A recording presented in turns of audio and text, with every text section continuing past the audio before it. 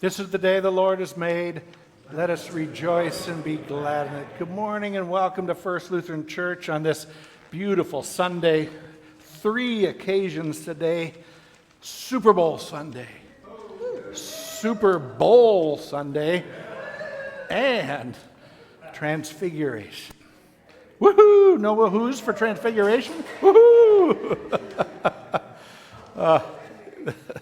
Today is our, as we worship and give thanks, there is, as almost as always, so much going on here. But we are the heart of Christ and the heart of the city. This congregation matters to the city of San Diego as we go about giving thanks to the goodness of God and letting that grace and love flow through us, through this sanctuary, out into God's world. It matters what we do, what we say, how we worship here in this place.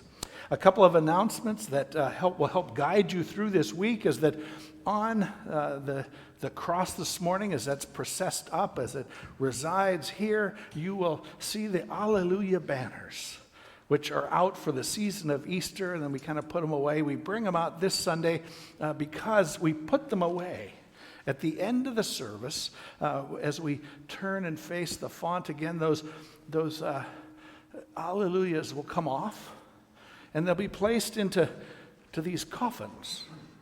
Some churches, usually in Europe, actually have little coffins. And in other congregations, I've used that. We've taken these and buried them in the dirt outside. That's harder here.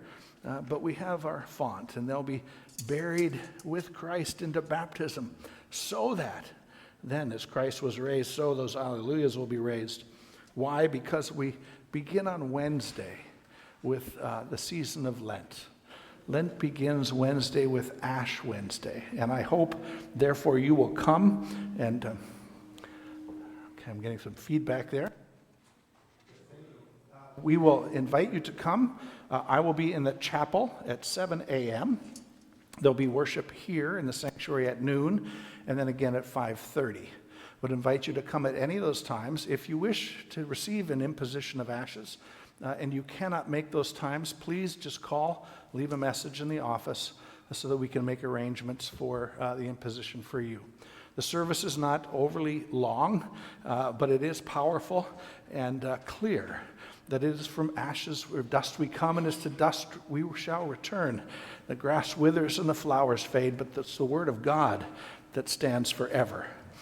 This occasion reminds us that we too are human, that we are flesh in God's world. I hope that you will come and join that. And then throughout the season, there's in the calendar, you'll see during the 5 Wednesdays of Lent, there's midweek services.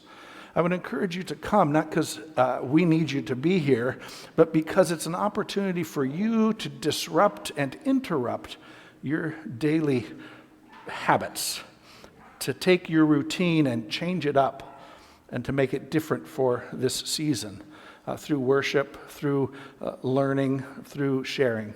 Another way we do that is through our offering in Lent, a sacrificial offering. It's called almsgiving.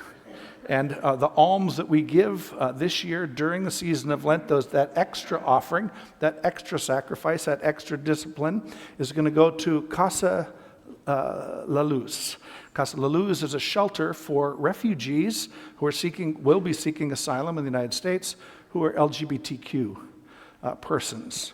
And you know that out of the refugee community, they're the bottom of the bottom in terms of their political favor. And so they need our care, they need our support. There'll be, on the 25th, we will have a special forum. Someone's going to come and share with us about that ministry. There'll be news in there later about that. I think that's enough. You can read along about that. We have a very, very, very special opportunity next Sunday night for you to bring neighbors and friends. I guarantee they will be blessed. You will be blessed to invite them. I know that you are nervous to invite people to come to church because you're worried that they're going to feel that they're being judged. You're concerned that they won't get it and they won't like you anymore. But I promise that if you invite anybody to church next Sunday at 6 o'clock, they will go from this place with fully edified, rejoicing, skipping, laughing, so thankful that you invited them to come and share in the Martin Luther King Jr. chorus. The choir is coming. It's going to be a fantastic night. And I don't want you to miss the opportunity because you were shy. This is a good time to invite people. There'll be no preaching. There'll be no teaching. It's going to be great. Please come. Please come. There's flyers coming around, color flyers. Piano needs to be down on the floor, so would invite 5 or 6 people willing to help. It's when the more people we have at the piano, the better it is for the piano and the easier it is to lift, pick it up, and move it down. I've done this before. I haven't done it here, but I've done this in other places. It's possible. It's just not possible alone without the right tools. So if you could stay afterwards for a quick little exercise, get your steps in, help us. You can skip the gym later tonight if you need to. There we go. All right. Anything else? The Lenten booklets. Thank you, Frank, for all the work you did to get us organized and pointed in the right direction.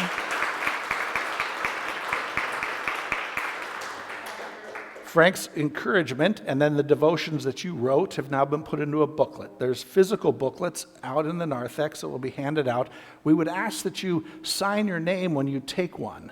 You can take 2 per family, that's not a problem. But if you would sign them, then we know who has one. So then we can make sure that people who are not here have the chance to get a physical copy if they need to before we email out other ones. Omari.